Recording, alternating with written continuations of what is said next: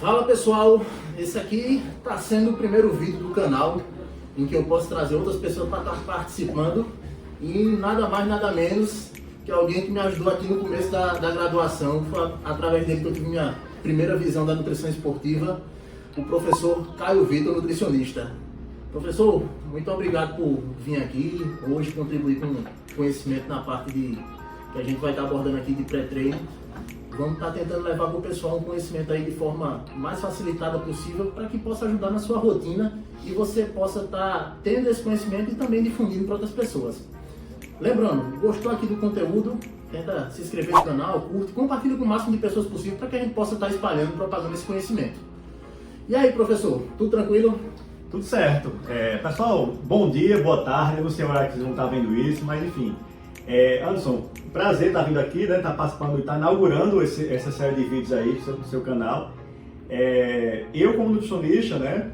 Docente, também atendo, é um prazer estar participando desse tipo de iniciativa, porque a gente pode estar conversando sobre nutrição, né? De maneira leve, de maneira racional, né? E sem exageros, né? Eu estava conversando aqui nos bastidores. Muitas coisas que a gente escuta no dia a dia, de outros profissionais de saúde, incluindo nutricionistas aí, né?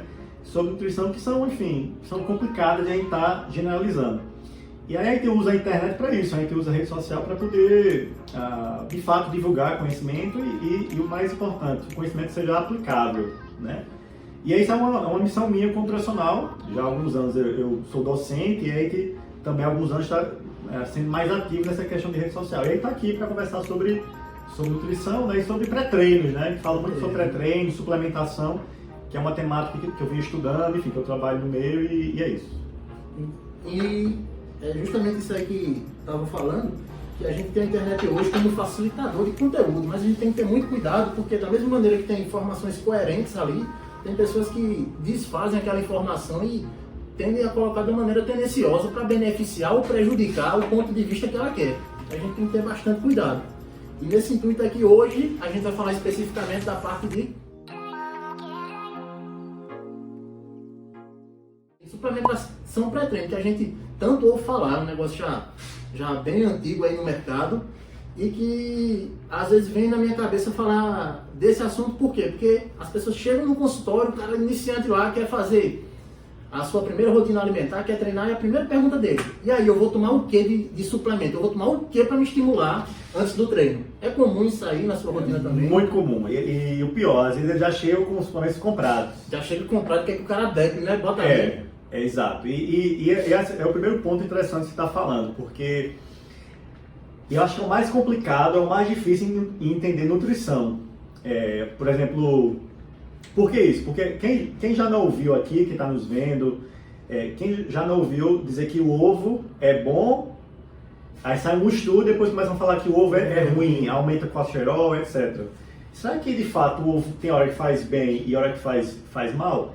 Não, né? Uma coisa que a gente sempre procura falar é que isso é o mais interessante, o mais complexo e mais, enfim, interessante em relação à nutrição e suplementação. É que a gente fala muito questão relativa a contexto, né? Ou seja, a gente contextualizar aquela estratégia para aquela determinada pessoa. Então, por exemplo, existem, e eu já vou dar um spoiler, né? Existem algumas substâncias pré-treino, né, que tem uma ação vasodilatadora, né? O mais conhecido hoje, de alguns anos, o nitrato. O nitrato é um componente, tá, principalmente na beterraba, né, na beta vulgaris, e tem um efeito vasodilatador. E aí começa a ter muito trabalho com efeitos positivos, com efeitos não tão ergogênicos. E aí fica a pergunta, tá, mas por que em algumas pessoas a suplementação do nitrato funciona e outras pessoas não? Porque depende, o principal fator que parece nível de condicionamento.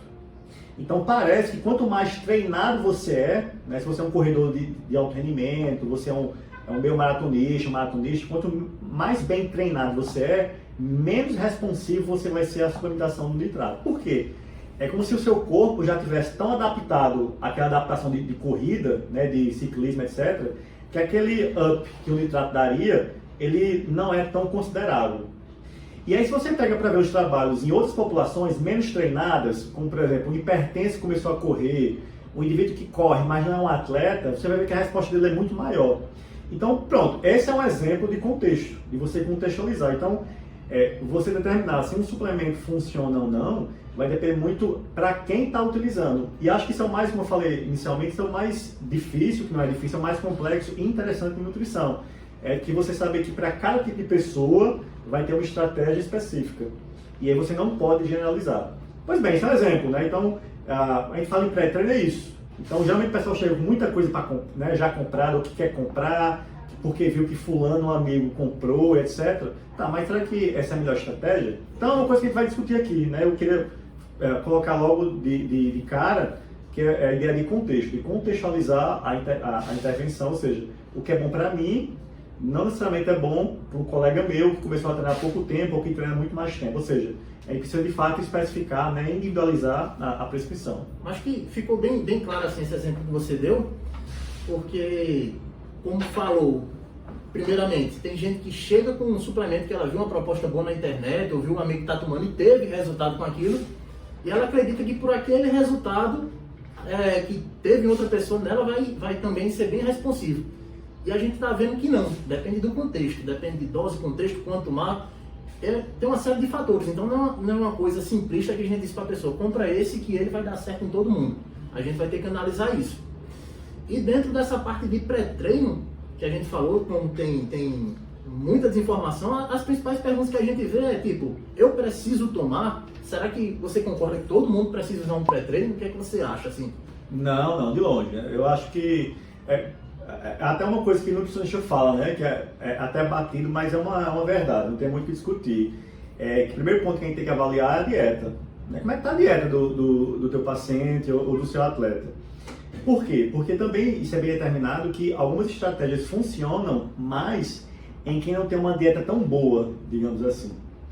Então, eu digo isso que eu pude participar de alguns trabalhos, a gente publicou alguns trabalhos que mostram isso, mostra que algumas suplementações perto, né, pré-exercício, pós-exercício, não funcionam, digamos assim, se o indivíduo já comer muito bem.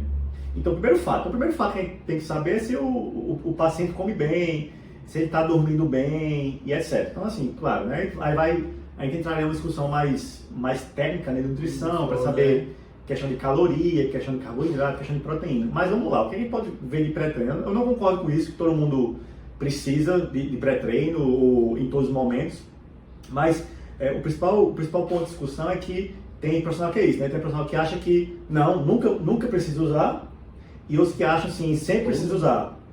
Os dois estão errados. Eu acho que é muito mais a estratégia de pré-treino, né? Como a gente conhece os produtos, né, que são comercializados, é muito mais uma estratégia. Então, por exemplo, eu digo isso porque pode colocar no canal, né, as referências discutindo justamente isso, que observou-se o quê? Observou-se que depende muito do nível de condicionamento e do objetivo que você quer relativo ao pré-treino, porque existem vários tipos de pré-treino. Né? Vários contextos. Vários contextos. Né? É uma coisa que a gente vai discutir aqui, que a gente acha que pré-treino é só estimulante, é só cafeína, é só, enfim, estimulante para você ficar mais acordado durante o treino. E não. Existem algumas classificações de pré-treinos que, a depender da classificação, pode ser mais ou menos interessante. Mas o que eu acho? Já é sabido, por exemplo, que alguns pré-treinos, né, eles podem, por exemplo, melhorar o desempenho agudo do treino. Né? E quando a gente fala melhorar o desempenho, é aquilo, você nunca usou a substância, usa aquela substância 30, 40 minutos antes do exercício, e ele já vai, por exemplo, ter um efeito durante o exercício. E qual que seria o efeito disso? Por exemplo, a gente observa uma menor percepção subjetiva ao esforço. Ou seja, o cara que toma um pré-treino, ele vai se sentir menos cansado, menos fadigado durante a sessão de treino. Isso é interessante em algumas situações. Por quê? Porque se o cara se sente menos cansado e consegue ter um treino mais volumoso, né? Ter aquelas repetições a mais ali no final do treino, consegue dar mais tiros no sprint se estiver fazendo no HIIT, isso pode ser interessante por quê? Para induzir algumas adaptações, né? Então isso pode ser positivo. Então isso tem evidência na literatura, que o uso agudo de alguns pré-treinos, de algumas substâncias, pode ter um efeito ergogênico, tá? Só que a pergunta, Caio, mas eu todo dia estou cansado. Então, eu todo dia estou muito cansado. Então, eu tenho que tomar pré-treino porque eu só vivo cansado. Aí a gente começa a pesar. Tem alguma coisa errada aí, né? Tem alguma coisa errada. Poxa, eu entendo que você você não é atleta profissional, você treina, mas você compete, você é amador, mas compete sério. Eu entendo que você tem um filho, uma filha, eu entendo que você virou noite para poder dar conta do trabalho, você acordou para cuidar da sua filha ou de um parente, qualquer coisa. Eu entendo que vai ter dia que você não vai conseguir treinar bem. Pronto, nessa situação pode ser interessante. Agudamente, no momento ali que o cara tá mais cansado na rotina, beleza, né? Mas todo dia pode ser interessante, tá exato. vendendo um pouco. E aí todo dia, quando é todo dia tem algum problema, principalmente em dieta, caloria, quantidade de carboidrato, né? E aí também, Anderson, a gente tem que ver o seguinte, ao mesmo tempo, existem já vários trabalhos que observam o quê? Que, por exemplo, quem consome pré-treino diariamente ou cronicamente, ele tem pressão arterial maior, ou seja, ele tem valores pressóricos, tanto em pressão arterial sistólica como diastólica, maiores e também frequência cardíaca.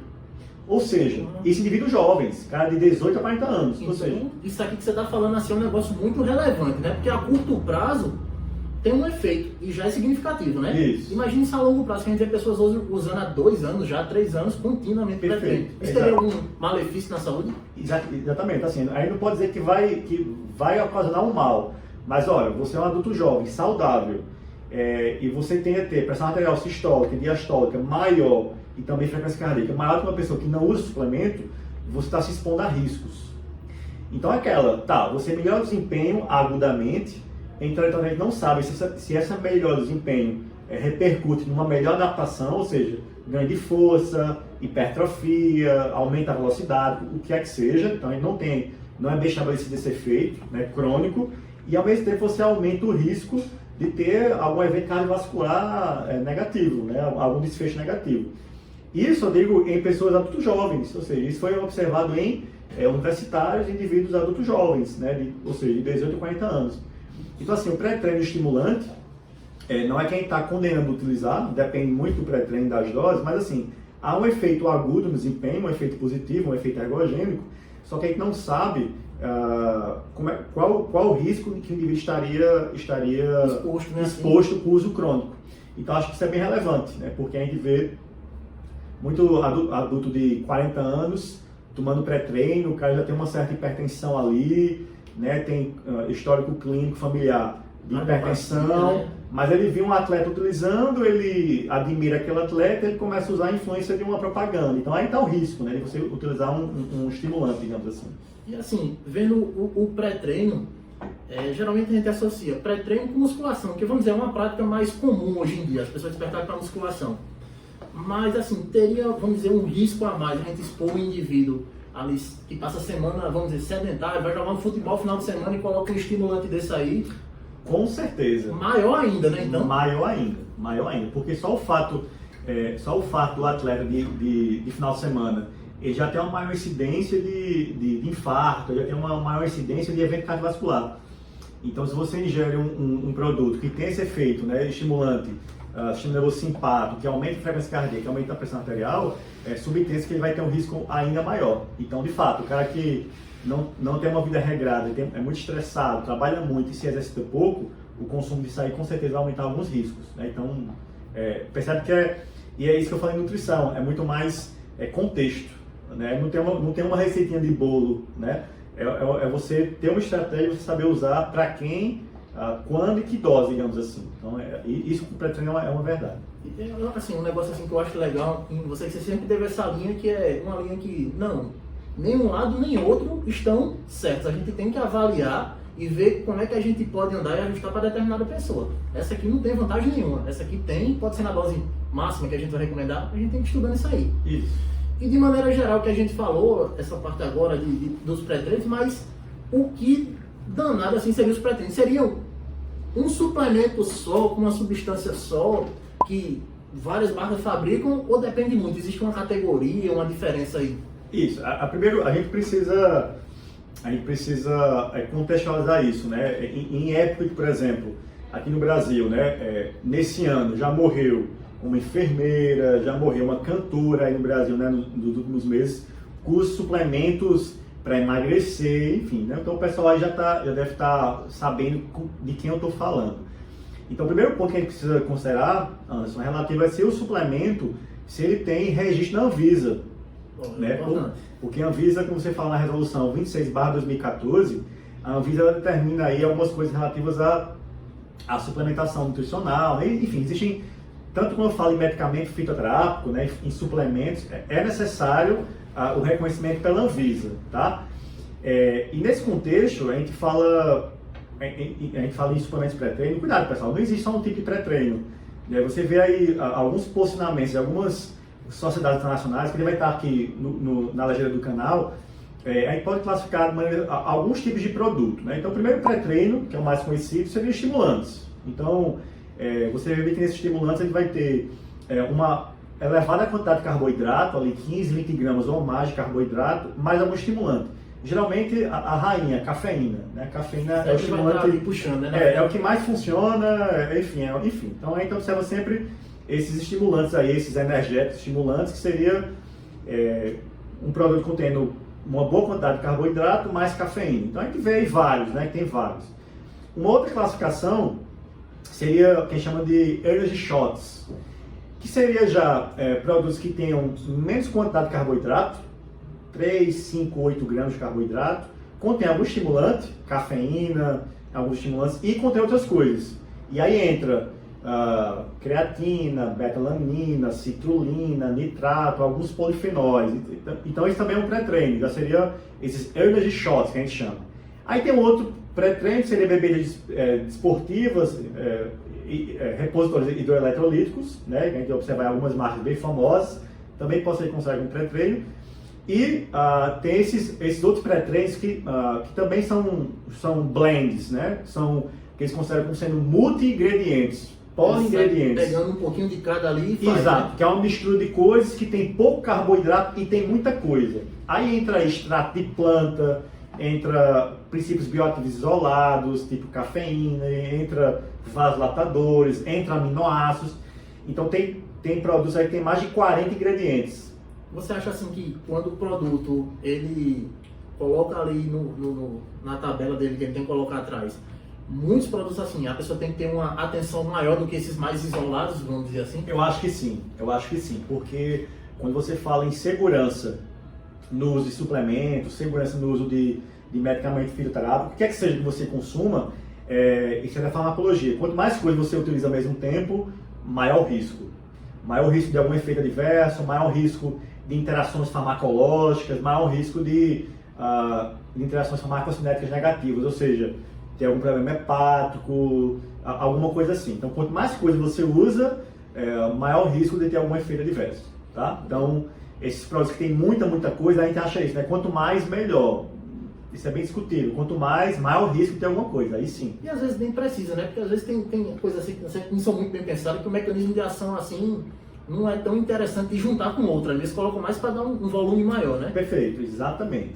E dito isso, por exemplo, a gente fala, né? Então, são esses 4 tipos de pré-treinos, né, essas 4 classificações. Então, cuidado, não confundam achando que um pré-treino é só estimulante.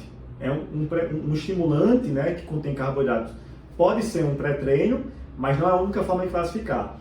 E aí, como o você falou aí que às vezes você vai estudar um pouco a ação farmacológica, ele faz uma coisa inversa do outro. Então, clássico é a gente ter no mesmo produto cafeína e creatina. O cara juntar ali e pensar... Por quê? Muito tempo se passou achando que a cafeína atrapalharia a capacidade do corpo em saturar de creatina, mas não. Onde é que tem esse efeito de choque, digamos assim? É que os dois atuam no retículo sarcoplasmático. Aí o pessoal da fisiologia, o que é a contração muscular? Vai ter um impulso nervoso, vai passar pela célula, o retículo sarcoplasmático libera cálcio. Tem a contração. Só que para ver o relaxamento muscular, o cálcio precisa sair, né, da troponina ali e voltar para o retículo. Então é nessa, libera cálcio, contrai, recapta cálcio, relaxa. Então fica nessa, contração e relaxamento. Acontece que a cafeína e a creatina, enquanto um libera cálcio, o outro vai fazer a recaptação. Então, quando você ingere creatina e cafeína junto, parece que isso é mais preponderante. Parece que o retículo sarcoplasmático fica meio sem saber o que fazer. Então, pode ter uma alteração na ação muscular. Pronto, então se você pegar para ver diversos produtos, você vai ver que o que tem muita dose altíssima de cafeína e creatina. Eles combinam, né? Exato. Eles só pensam no efeito do produto em si isolado, mas não pensam nessa sinergia. Exato. Então, às vezes, é melhor você isolar do que você juntar tudo. E outra, e o fato de você juntar tudo é que o fato de você colocar muita coisa junta, talvez a dose necessária para ter um efeito daqueles componentes não seja alcançada. Que é o exemplo assim também do que a gente vai falar à frente da betalanina, que alguns suplementos colocam, né? Mas em doses pequenas que não seria tão efetiva, né? Também citrulina. Citrulina para funcionar precisa ter 5 gramas, 8 gramas. Aí você vem no pré-treino e vai ter lá 500 miligramas. É só para ter aquele nome lá, né? Então é uma estratégia da indústria que a gente tem que ficar ligado. Então é importante a gente entender mecanismo, quais substâncias, para você saber escolher melhor aí o pré-treino em casa. E um negócio assim também interessante que você falou, assim atrás, que tem muita gente que meio que critica. O pessoal olha assim e fala, porra, bicho, se a Anvisa autorizou é porque não presta. O que é que tu acha? Tu acha que realmente ela é excessivamente, ela pensa em segurança de maneira excessiva ou realmente tem que ser isso mesmo, para o contexto que a gente tem de pessoas utilizando as coisas por uso próprio ali, sem orientação? Acho que tem que ser mais ou menos por aí mesmo. O que é que você acha? Olha, assim, a gente vê você fala da Anvisa, a Anvisa ela é muito parecida com a Agência Europeia de Medicamentos. Então, até a Anvisa aqui no Brasil, eles conversam muito com a Agência Europeia, né?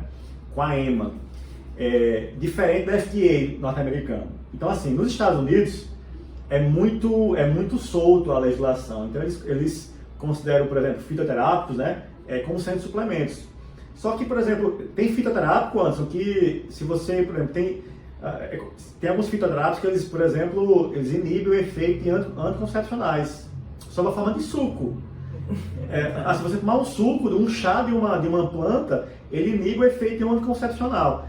Então, assim, imagina você vender esse alimento, esse produto derivado de um fitoterápico, né, de uma planta. Imagina você vender esse extrato concentrado em supermercados. Então, assim, a probabilidade de dar muito errado para muita gente aumenta, consequentemente, tá? O que eu acho da Anvisa? A Anvisa é uma agência de vigilância muito boa. Assim, é um modelo, de fato, é um modelo. E aí tem essa crítica, né? Mas se a Anvisa permite é porque não presta. Mas assim, a gente precisa pensar muito em segurança alimentar e nutricional. Então a gente precisa pensar muito a nível populacional. Talvez você ou seus pacientes que já leem muito sobre aquilo, talvez ele tenha um certo conhecimento e garanta um pouco de segurança. Mas a gente precisa pensar que o Brasil é um país continental e que precisa dessas normas para poder minimizar possíveis efeitos negativos para a população. E aí por que eu falo que a Anvisa é muito boa nesse sentido? Porque ela sempre está se atualizando, sabe? Então a Anvisa, por exemplo, há algum tempo atrás, ela proibia a comercialização de melatonina aqui no Brasil. Isso mudou faz pouco tempo. Da mesma forma, para a gente nutricionista, nós da nutrição, nós só podemos prescrever um mineral, uma vitamina, com que a Anvisa preconizava, que é uma dose bem baixa. Hoje, a gente já pode prescrever com a dose da UL, né, que seria o nível máximo tolerado.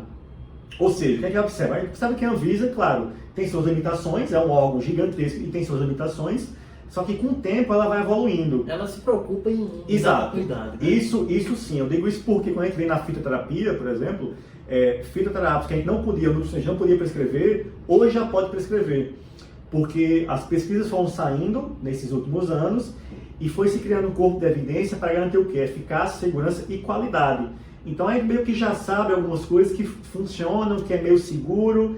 Então assim, a Anvisa sempre está se atualizando, sabe? Então assim, eu acho que é um órgão muito bom, que tem suas limitações, mas o mais importante, que ela sempre está se atualizando, sabe? Eu digo isso porque eu estou como conselheiro do nosso conselho de classe e eu vejo esses posicionamentos, meio que eu consigo ver essa linha evolutiva, né, de sempre estar se atualizando da Anvisa, sabe? Então, não é ideal, porque, como eu te falei, é muita coisa para se fazer, mas percebo que ela tem evoluído. Então, se esforça. Então, sim, assim, com certeza. Esse fato de muita gente aí meio que idolatrar, não, que nos Estados Unidos eu posso comprar isso, posso comprar aquilo.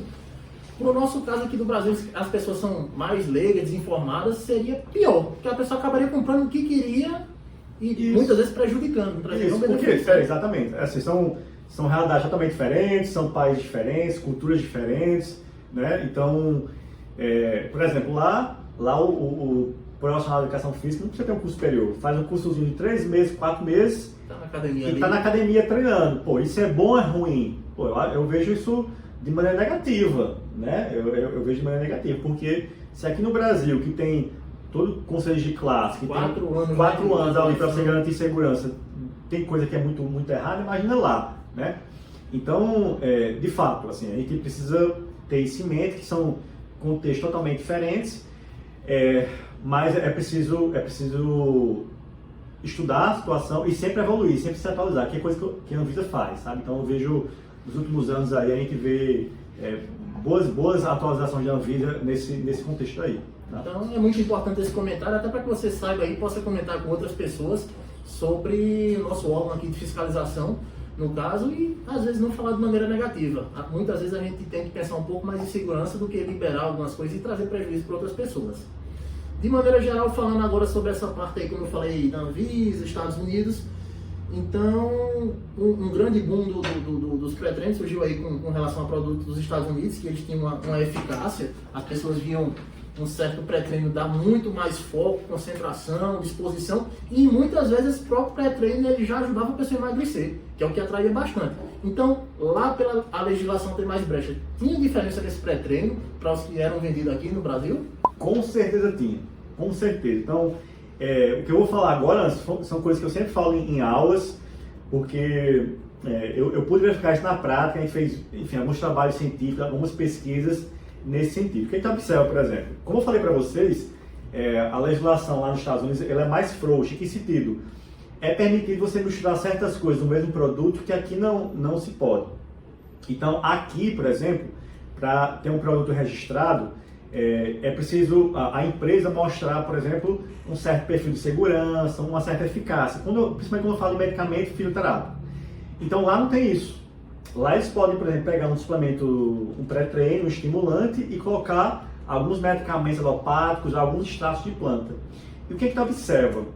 Vários trabalhos, aqui eu vou citar alguns nomes, né, de alguns pré-treinos, Lipo6 Black, GEG 3D, Oxelite, por exemplo, tinha em seus componentes, né, pouco carboidrato, mas tinha sinefrina, tinha efedrina, tinha, por exemplo, inibidores de apetite, né? Ou seja, tinha agentes lipolíticos muito fortes, tinha inibidores de apetite e tinha, por exemplo, ansiolíticos, né? Ou seja, você pega um medicamento que inibe a recaptação, né, de serotonina, né? Ou seja, que faz você ficar mais tranquilo, mesmo mal comendo. Ou seja, então imagina você pegar um produto desse, que você não sabe que tem isso, que o pessoal no Brasil achava isso, que não sabia que tinha esses alopáticos convencionais, né? Imagina você consumir, por exemplo, acima da dose recomendada que está no produto. Imagina você que já tem uma certa facilidade de ser ansioso, que tem uma vida muito estressante, que dorme mal. Então imagina você, com essa sua vida corrida, consumir um produto que não tem declarado esses componentes com ação farmacológica. Então o risco de você ter por exemplo, uma crise serotoninérgica por usar antidepressivos, ansiolíticos, ou por você ter um certo evento cardiovascular, né, um infarto, alguma coisa assim, aumenta a frequência cardíaca, é muito alto. Então, geralmente, os produtos norte-americanos, eles já foram analisados, né, há alguns anos, alguns trabalhos mostraram isso, comprovando que a Oxelite tinha componentes ansiolíticos, antidepressivos e estimulantes tipo efedrina em sua composição. Enquanto que a gente vê a efedrina, tem medicamento, né? Ou seja, a gente compra na farmácia um medicamento, mas é um medicamento para paciente que tem DPOC, né? O paciente que tem asma. Ou seja, imagina você comprar um suplemento que tem um medicamento ali dentro que você não sabe. E aí você usa, às vezes, mais de uma vez ao dia, durante semanas, meses a fio. Então você se expõe a risco. Então é assim nos Estados Unidos.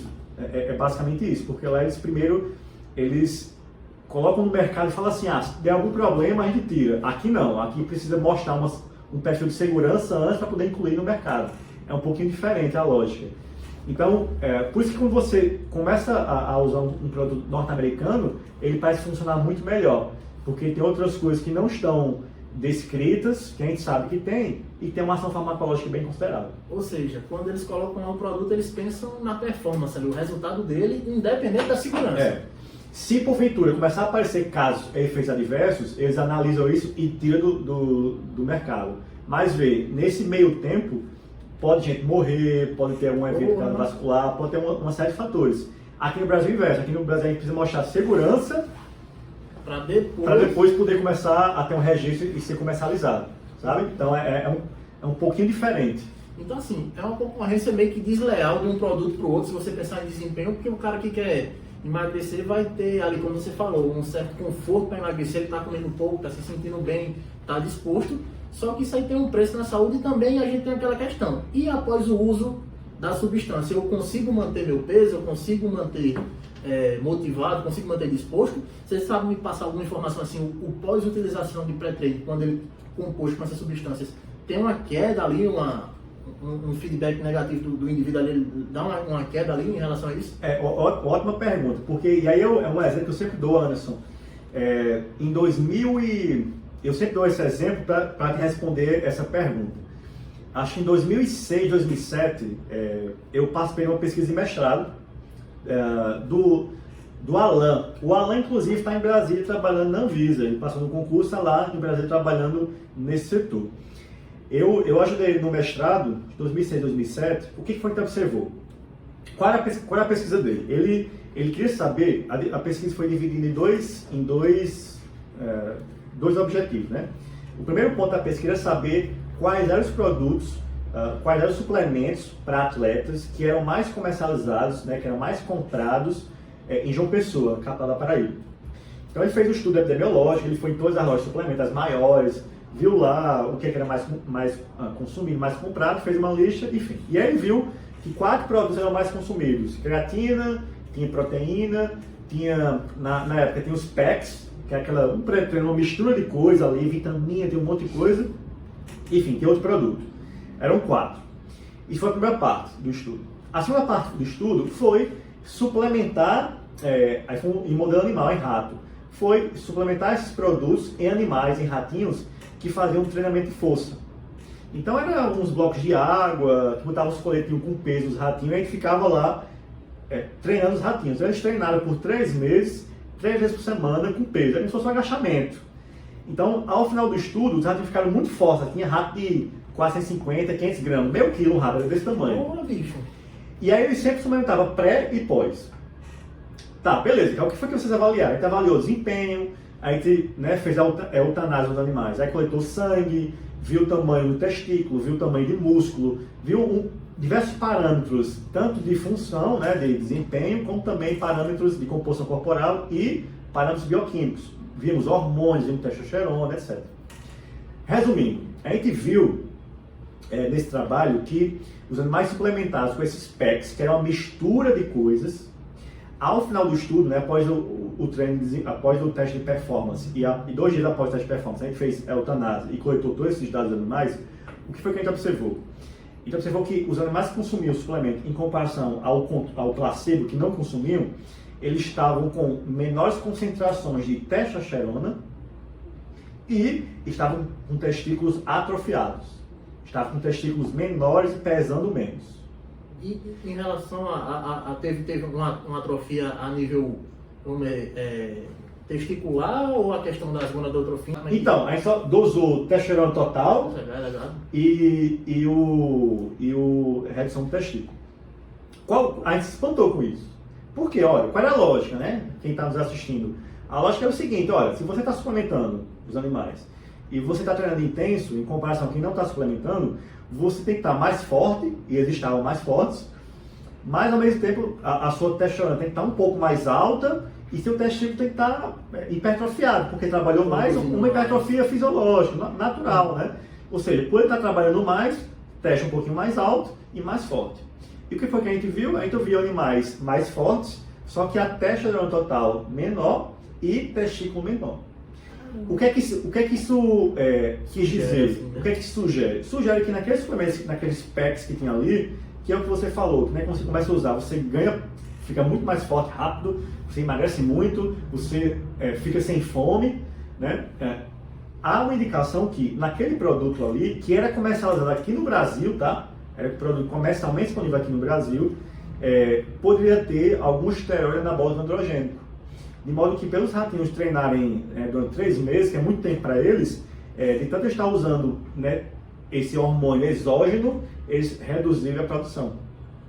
Então veja, é um produto comercialmente disponível de uma empresa norte-americana, né, que não tinha nenhuma indicação disso na sua informação nutricional e que, então observou que foi o inverso que a gente esperava, ou seja, menor testo e uma atrofia testicular. Aí você imagina um produto desse comercialmente disponível aqui no Brasil e aí você pega adolescentes comprando, né, indivíduos adultos jovens comprando e usando a torto direito, que é o que a gente mais observa. Então assim, é um risco inerente, né? Então, você parar de usar, porque você parou de usar, você fica muito cansado, você não consegue treinar. Vá atrás que pode ser alguma coisa no que você estava usando e o que vem de fora, né? Nesse sentido, a gente observa que há um risco de isso poder acontecer. Então, como você está dizendo aí, era sugestivo que tivesse substâncias a mais e muitas vezes eles nem colocam lá fora, né? Não sei, isso aqui tem que colocar. Lá fora, eles dão um jeitinho e colocam lá dentro. Exato. Se você pegar para ver, até a nível profissional nos Estados Unidos, você vê que as ligas americanas de basquete, de futebol americano, enfim, elas fazem vista grossa para isso, né? Então, poxa, o que tem de exemplo de atleta brasileiro que vai para lá e é pego na dopagem, quando vai para um americano, vai para uma Olimpíada, não é brincadeira. Então, de fato, lá é mais solto nesse sentido e melhor desempenho, mas tem esses efeitos aí que, né, colaterais que são bem considerados.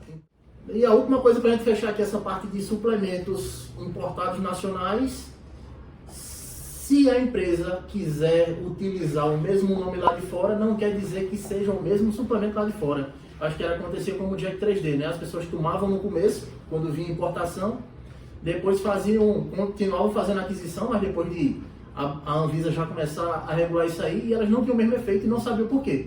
Mas é porque o nacional, para se manter, ele tem que tirar essa substância que o americano tinha. Isso, porque aqui algumas substâncias que são proibidas aqui, lá não são, então não pode, né, tá implementando o produto aqui no mercado com substâncias proibidas. Então eles mudam, colocam um análogo, alguma coisa assim, geralmente com um efeito menor, e é por isso que os resultados não são os mesmos, né? Então, é bem por isso.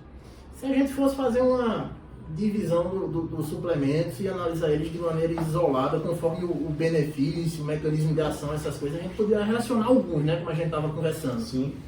Deles, vamos tentar citar, eu acho que é um que você falou aí, que é como o carro-chefe, assim, tem pré-treino, tem ele dentro, e geralmente é o melhor custo-benefício, né, mais barato, mas que acaba às vezes sendo quem está puxando aquele pré-treino, mas a empresa vende bem mais caro por estar vendendo um produto mais organizado, rotulado e tal, e a pessoa nem sabe, mas o efeito principal está sendo dele, e ele é a cafeína. Isso, perfeito. Para quem está nos assistindo, né, a gente fala um produto você pega um produto e vê a informação nutricional dele, geralmente quando o produto é um blend, né, é uma mistura de coisas, o componente que o primeiro componente é o que tem maior quantidade, né? Então você vai ver lá o primeiro componente e de maneira subsequente do maior para o menor. Ou seja, geralmente você vê um produto desse, um blend, né? Se você comprar um pré-treino norte-americano de fora, né? Enfim, estrangeiro, você vai ver lá que no blend, né? Vai ter um proprietary blend, né? Um blend, uma mistura, vai ver que a cafeína é a primeira, né? Qual o principal problema desse produto? É que a cafeína é o primeiro, só que ele não fala as quantidades dos produtos. Então é aquela outra questão relativa à subdosagem, né? E de fato, a cafeína é um produto ergogênico, né? Então você fala em estar usando coisas para melhorar o desempenho. A cafeína é um dos principais, né?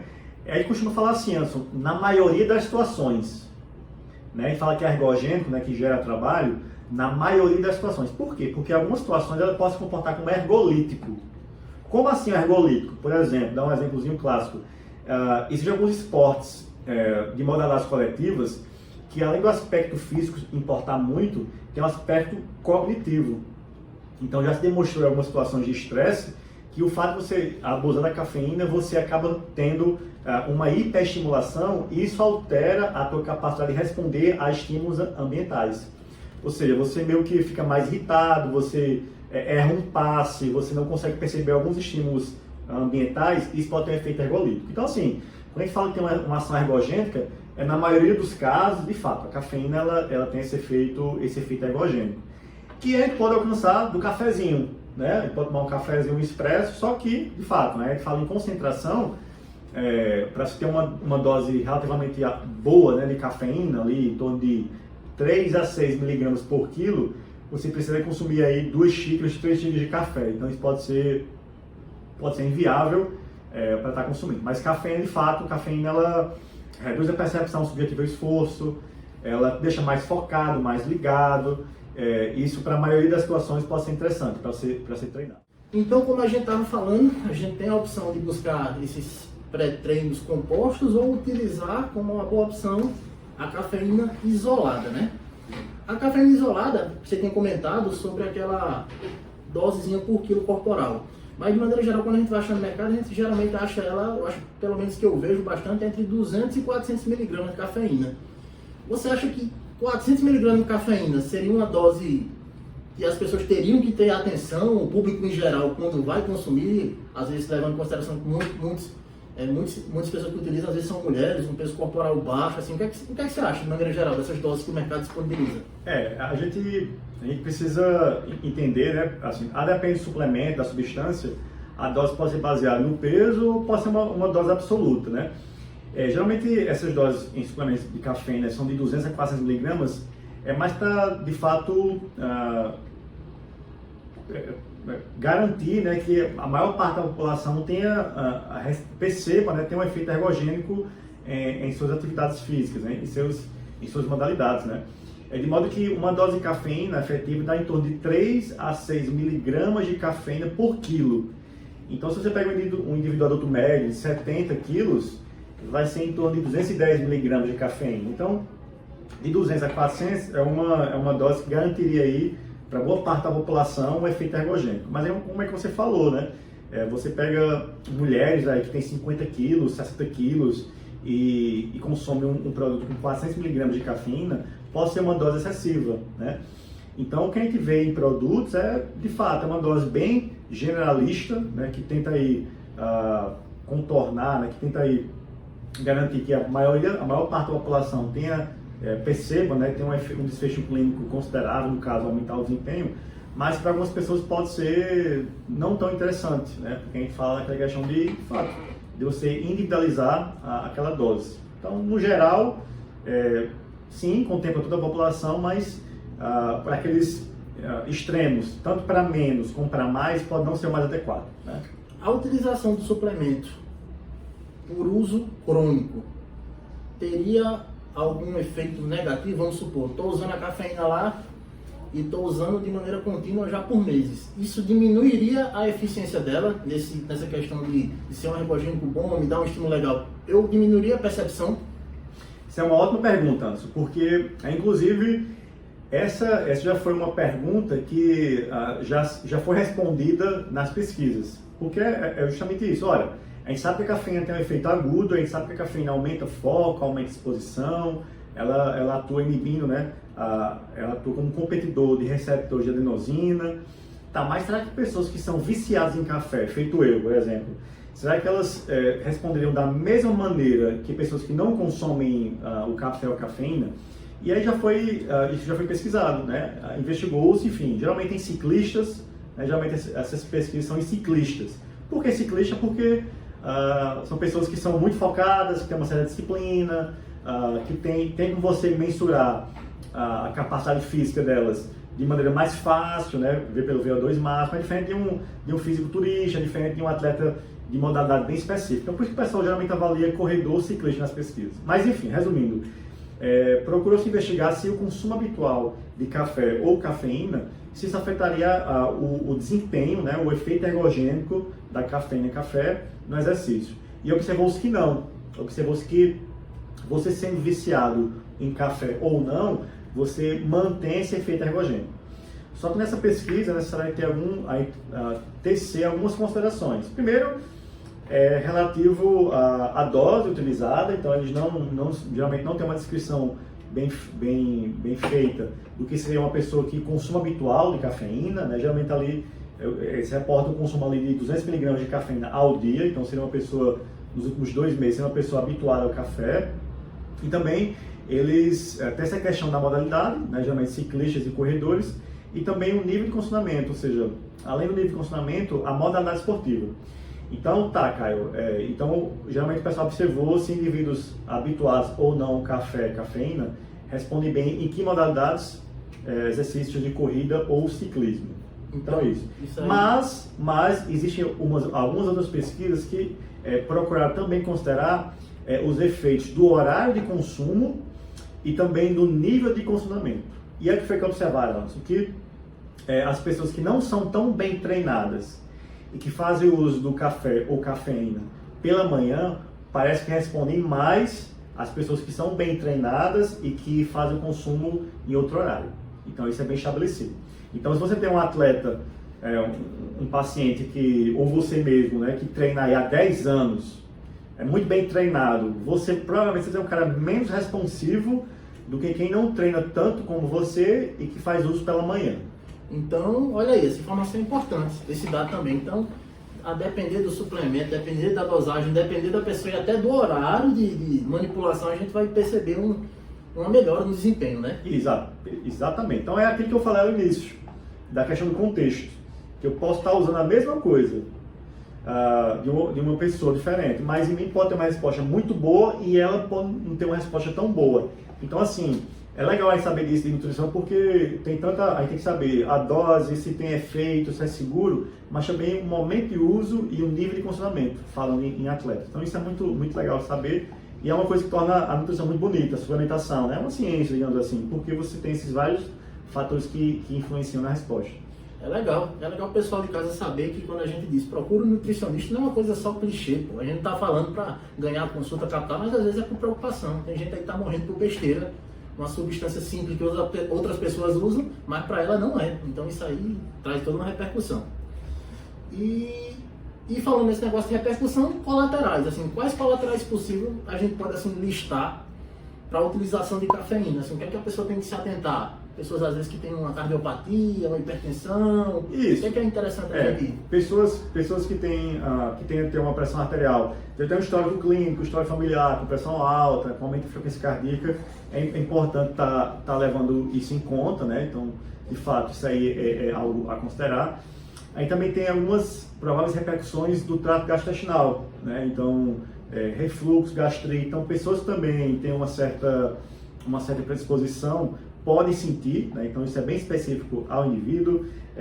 Consumo excessivo de café, cafeína, em algumas pessoas também pode estar associado a diarreia frequente, tá? E também alguns efeitos antinutricionais, né? Então, qualquer substância que você consuma muito, você sempre vai estar associado a algum desses efeitos, e o café é isso. O café tem alguns efeitos antinutricionais para alguns minerais.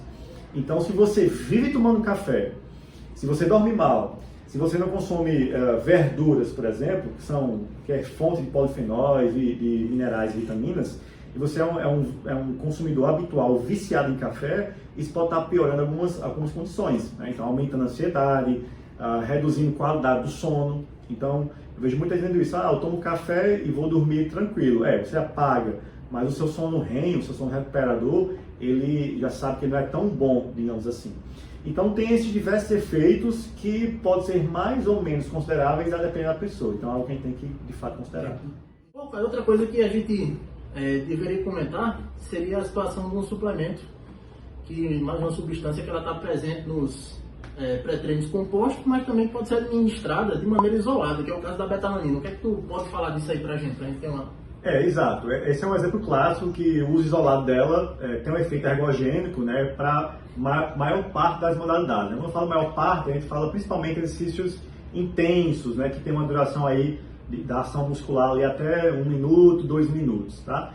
Eu pude até, também coloquei nos stories, ano passado eu pude publicar uma revisão esquemática da betalanina com relação a desempenho, o efeito da suplementação de betalanina no desempenho em modalidades de esportes coletivos, né? Ou seja, basicamente esportes intensos e intermitentes. Então, falo no futebol, no futsal, no basquete, na natação.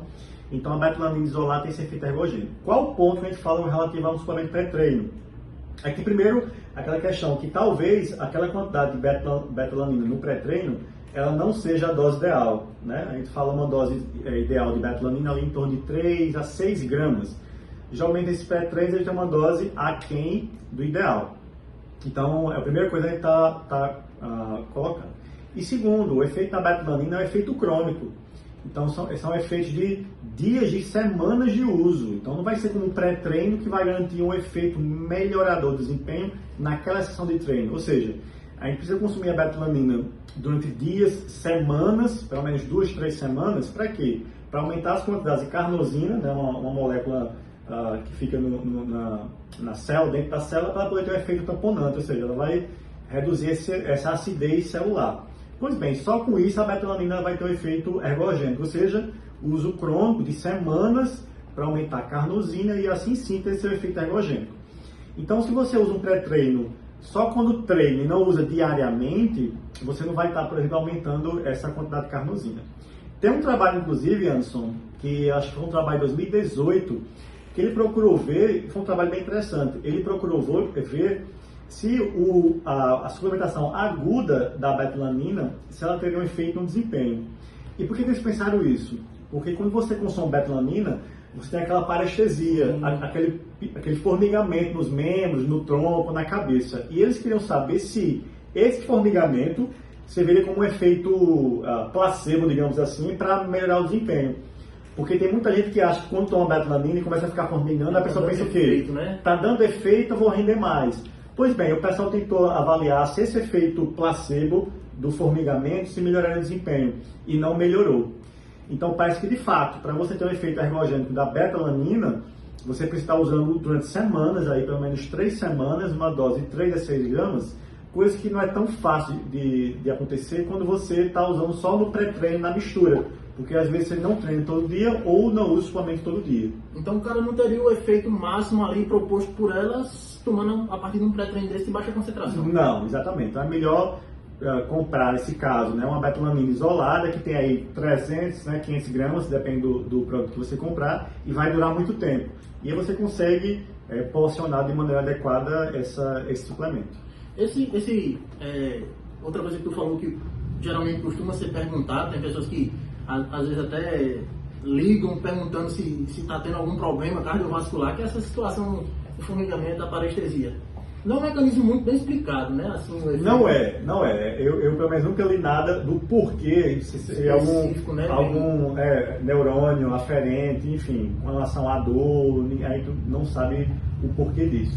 Mas você acredita que a pessoa porcionando ela no dia, às vezes, consegue reduzir esse efeito? Tipo, o cara vai tomar 6 gramas, toma 6? Exato. Existem algumas formulações de betalanina, que é betalanina slow release, que você ingere e ela não vai aumentar demais a concentração no sangue e a absorção. Então ela promove um aumento um pouco mais demorado e isso parece promover uma redução dessa parestesia. Ou se você consumir 6 gramas dia, você dividir em 2 gramas nas principais refeições, parece que tem esse efeito redutor da parestesia. Então, é mais difícil a posologia de você estar lá porcionando toda a refeição, você tem que ter um cuidado especial para isso.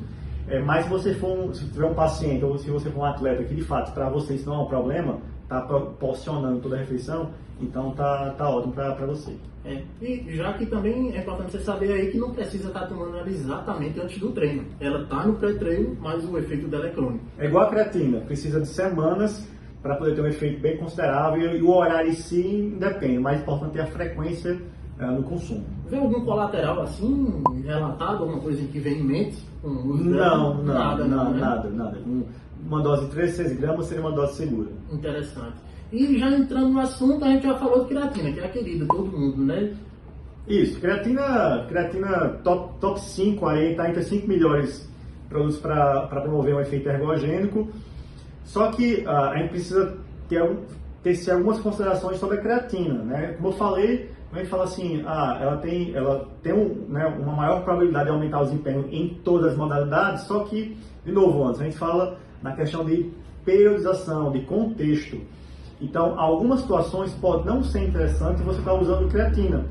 Então, geralmente modalidades que exigem controle de peso. Então, a gente fala no fisiculturismo, ali perto da competição, na natação, em modalidades de luta, jiu-jitsu, MMA, que é necessário o peso, a creatina pode não ser interessante você estar usando ali 1, 2, 3 semanas que antecede o evento competitivo, porque, claro, ela aumenta a hidratação da célula, que é um dos fatores principais para a hipertrofia, só que espera-se que quem treina, né, o fisiculturista que vai competir, quem luta, já treina há muitos meses e já esteja muito adaptado, de modo que naquela fase final do treino para a competição, ele só esteja ali no polimento, ele só esteja ali adequando os aspectos técnicos e não mais querendo uma adaptação fisiológica. Então, nessas situações, né, natação, corrida, etc., pode ser interessante, talvez, você cessar o uso de creatina para você perder um pouquinho de peso, né, ali 500, 1 kg, 500 gramas, 1 kg, 2 kg, para você poder competir na sua modalidade de peso. Seja um lutador, seja um nadador, né, para não afundar na água, digamos assim, gastar energia, ou nessas modalidades que exigem um aspecto estético ou do peso. Que é uma coisa considerável, né, para o atleta, baixar um quilo ali mais fácil. Então é bem interessante. Eu vi há pouco tempo você colocou lá nos seus stories uma coisa interessante, que era a utilização crônica de creatina em diversos públicos, né? Então os estudos hoje em dia já estão dando respaldo para uma utilização crônica de uso prolongado sem nenhum achado, principalmente na questão renal, que é o medo de todas as pessoas. Eu não quero usar creatina porque causa dano renal. Isso, não, assim, essa confusão relativa à creatina surgiu nos anos 80 em ciclistas que tiveram problema renal. Só que quando você pega, isso não foi revista científica a publicação, foram revistas do dia a dia, tipo revistas conhecidas aqui no Brasil, só que esses atletas também usavam esteroides, usavam muitos medicamentos, usavam, enfim, diversos medicamentos, diversos hormônios, diversas coisas, e a culpa caiu para quem? Para a creatina, né? Então, não, é um conjunto de fatores daqueles atletas que resultaram na disfunção renal. De modo que a gente não pode traçar causalidade em pacientes no nosso dia a dia. Acontece que a creatina, a gente fala que a creatina é ótima para muita gente, ou seja, uma vez que a creatina, por exemplo, ela está associada ao metabolismo energético, coisa que está deficiente nos neurônios de idosos. Então já se sabe que a creatina ela vai ter um efeito retardador, digamos assim, de doenças neurodegenerativas, Alzheimer, Parkinson, falta de memória, perda de cognição. Então é interessante. Da mesma forma para idosos sarcopênicos, idosos que têm problema articular, que têm osteoartrite, osteoporose, a creatina pode estar retardando esse decréscimo da densidade mineral óssea. Para o diabético, para o paciente com hepatopatias, enfim. Então a creatina, de fato, ela se demonstra não só para o atleta, né, como conhecido nos anos 90, início dos anos 2000, mas já há uns 15, 20 anos que há diversas pesquisas mostrando a aplicação da creatina em uma ampla gama de populações. Ou seja, pode ser bastante interessante estar suplementando em creatina. Cara, mas a gente obtém creatina da dieta? Obtém. Só que é complicado. Por quê? Porque uma dose ótima de creatina, né, digamos assim, pelo menos 5 gramas dia, né, que dá em torno de 0,03 gramas por quilo, para a gente obter essas 5 gramas de creatina consumindo carne, a gente tem que consumir 1 kg e 100 gramas de carne por dia. Então fica inviável. Quem aqui, principalmente hoje, carne cara, quem é que consome 1 kg de carne ao dia? E mesmo se você consumir, esse carne pode vir gordura, enfim, tem outros fatores nutricionais. Então, por isso que a creatina é tão bem falada, porque ela é barata, tem um efeito fisiológico bem interessante e é seguro, né? Como ser usado nesses 5 gramas. Então, a creatina, de fato, é um suplemento muito interessante, não só para quem faz exercício, mas para no contexto de saúde em geral. Então, assim, a gente falou, 2 últimos suplementos são suplementos muito bons, considerando assim, com os pré-treinos compostos, comprando isoladamente, eles saem mais barato, creatina e beta-alanina, e os 2 têm uso crônico. Então o pessoal às vezes quer colocar ele no pré-treino para dar mais volume ali ao produto, e às vezes o efeito não é nem tão bom como você falou, porque ele não é bem porcionado, e você comprando separado você faz a melhor porção. E acrescenta às vezes com a creatina, que já tem aquele caso que a gente falou, da interação dela com a creatina e a cafeína, que não tem uma interação tão interessante. Então às vezes você tendo um pouquinho mais de raciocínio, você consegue chegar na loja de suplemento, comprar os produtos de maneira separada, organizar no dia e ter um efeito melhor pagando muito menos, né? Exatamente. Então por isso que a gente fala muito dessa questão do uso racional, né? De você saber utilizar um determinado produto numa dose certa, no momento certo do dia, e também no momento certo da sua fase de preparação, né? Se você é uma pessoa que treina e compete. Então, percebo que são várias variáveis que o profissional, no caso da nutrição, né, que é o cara que estuda, enfim, é o cara que tem as ferramentas para poder orientar com relação a isso, por isso que é importante você estar conversando com esse profissional. É interessante. Sim, peguei aqui um gancho. Essa semana eu estava vendo, voltou à tona assim, vi umas pessoas comentando sobre que é o mesmo mecanismo da betalanina, rapaz. O bicarbonato de sódio, cara. O pessoal ainda insiste em querer usar, cara. Mas e aí, o que é que tu acha da segurança para o cara estar utilizando? Segurança eu digo em desconforto, gastrointestinal, o tamponamento às vezes excessivo. Isso, o bicarbonato de sódio, assim como nutrição, dependerá muito do que você quer, para que você quer. Então vamos lá, o bicarbonato de sódio, ele tem um efeito tamponante com a betalanina, só que é um efeito tamponante diferente. A betalanina tem um efeito intracelular, na carnosina, e o bicarbonato é mais em meio interno, que seria o sangue. Qual seria o problema do bicarbonato? Primeiro, a primeira vantagem é que ele é muito barato. A segunda vantagem é que a betalanina, para funcionar, demora semanas, e o bicarbonato é agudo, é na hora, né? Só que uma grande desvantagem do bicarbonato é uma alta incidência de transtorno do trato gastrointestinal. Então é bem comum, com o uso de bicarbonato, você ter diarreia, ter empachamento, produção de gases, ou seja, a nível de estômago e intestino, o uso daquele bicarbonato pode não ser interessante. Ademais, o bicarbonato de sódio, ele tem sódio, então o consumo crônico, se você ingerir diariamente, há um risco de você aumentar a pressão arterial, porque está ingerindo muito sal, né, e também causar uma hipocloridria, ou seja, você vai estar, o efeito tamponante dele pode ser tão forte que ele pode estar alterando o pH do estômago e, consequentemente, dificultando a digestão de carne, de frango, de ovos, ou seja, de proteínas. Então, o bicarbonato ele é mais barato, ele tem um efeito agudo, mas em compensação ele pode causar aumentar um pouco a pressão arterial se você usar cronicamente, ele pode afetar a sua capacidade de digerir os alimentos, e você pode ter cãibra, pode ter diarreia, o que vai afetar o desempenho. Então o bicarbonato, ele pode ser usado, depende do indivíduo e depende do que ele quer, né? Então, às vezes eu prescrevo bicarbonato de sódio, mas não é uma prescrição feita diariamente, cronicamente, mais importante.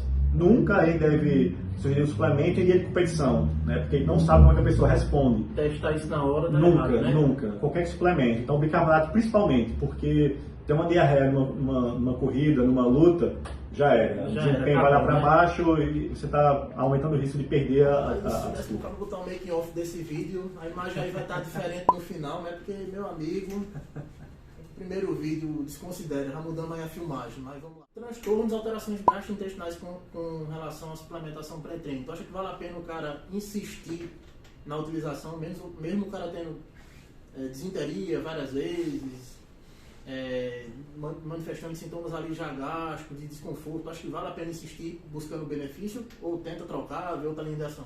Não acho uma boa insistir, uma vez que, se não está fazendo bem ao lado da paciente, acho que a gente pode estar tentando outras coisas que têm o mesmo efeito. Então, a gente estava falando do bicarbonato, o bicarbonato tem um efeito interessante, mas tem esse provável efeito colateral. Se a betalanina for uma opção legal, né, apesar de ser mais caro, mas tem como você tentar reduzir esse efeito colateral do bicarbonato. E, talvez, se o atleta ele insiste, digamos assim, né, em sentir esses efeitos colaterais, a gente pode estar investigando por quê, né?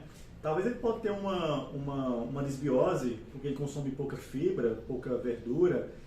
Talvez ele pode estar começando a utilizar alguns pré ou probióticos para minimizar esse aparecimento de desbiose, né? Enfim, com relação a esse equilíbrio de bactérias, né? Ele pode estar usando outras coisas para estar, nesse sentido, estar contornando esse problema. Então, eu não acho essencial estar tentando uma estratégia que o paciente não seja tolerante, né? Isso não vai ocasionar sucesso. Pois é, cara. No dia de hoje a gente tentou sintetizar as dúvidas que o pessoal foi perguntando, vendo o que era mais relevante dentro do assunto. E a gente abordou, acredito, o que seja principal dentro da suplementação pré-treino que é disponibilizada hoje no mercado.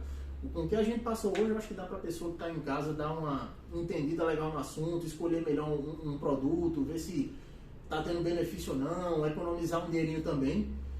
Ou então a pessoa ficou mais agoniada com isso tudo, procura um nutricionista, cara. Não tenta fazer por conta própria, não. Geralmente o barato sai caro, né? Então, sai caro. paciente vai atrás de procurar, gasta dinheiro com muito suplemento, não dá certo e depois ele volta, ele vai para o profissional e pensa, caramba, devia ter vindo antes de fato. Geralmente é isso que acontece. Então, evita esse tipo de coisa, assista aqui o vídeo, perceba que são várias variáveis que você está considerando e que você não precisa se estressar com isso. Quem se estressa é o profissional que vai estar ali prescrevendo e determinar a melhor posologia para você. Pois é, cara, você que está vendo aí, ó, compartilha esse vídeo, curta, siga o canal para que a gente possa estar reforçando com mais conteúdos dessa qualidade. Aqui eu deixo um agradecimento ao Caio, bicho, que é uma pessoa que para mim é referência na nutrição. E a gente hoje falou muita coisa, mas se fosse estender aqui, bicho, acho que dá para passar um mês falando sem parar. Assunto aqui não falta para ele, não. Mas, caso vocês vão pedindo aí mais assuntos, a gente vai pedindo a ele de novo outra oportunidade para voltar e conversar. Ele tem muita coisa nova, principalmente na fitoterapia, aí é que ele tem mesmo. E a gente pretende estar mantendo, como eu falei, esse canal para que a gente traga mais conteúdos. Valeu mesmo, cara. O que é que você quer deixar alguma mensagem aí pro pessoal? Primeiro, agradeço você pela oportunidade, né? A gente colega de profissão, né? Enfim, dei aula para ti, enfim, a gente já se conhece há algum tempo. E é isso, pessoal. Eu acho que a gente fala em nutrição e suplementação, de fato é uma ciência, né? Muita gente fala muita coisa de nutrição e suplementação, mas de fato falta um conhecimento de causa, então é importante estar sempre procurando referências, né, de informação que sejam fontes confiáveis. Então, quantas variáveis a gente conversou aqui que influenciam na suplementação ou não, né, no efeito ou não, na segurança ou não de um determinado produto. Então, siga aqui o canal, né, continue seguindo o Anderson, me segue também nas redes sociais, que a gente vai estar sempre gerando conteúdo para conseguir transmitir de maneira fácil, leve, sem extremismos, um pouco da nutrição, um pouco da suplementação, em diversos contextos, e principalmente no contexto de exercício. Sim, e lembrando, o Caio tem um grupo no Telegram lá, né, que ele tem disponibilização, você vai o quê? Fitoterapia? Fitoterapia aplicada, é mais fito. O pessoal mais da área aí da nutrição, estudantes, profissionais já formados. E também tem o Instagram dele que ele compartilha muita coisa bacana. Vou deixar aqui também abaixo na descrição para que vocês possam estar tendo conhecimento disso. E vamos aí, até a próxima. Fique com Deus. Até mais.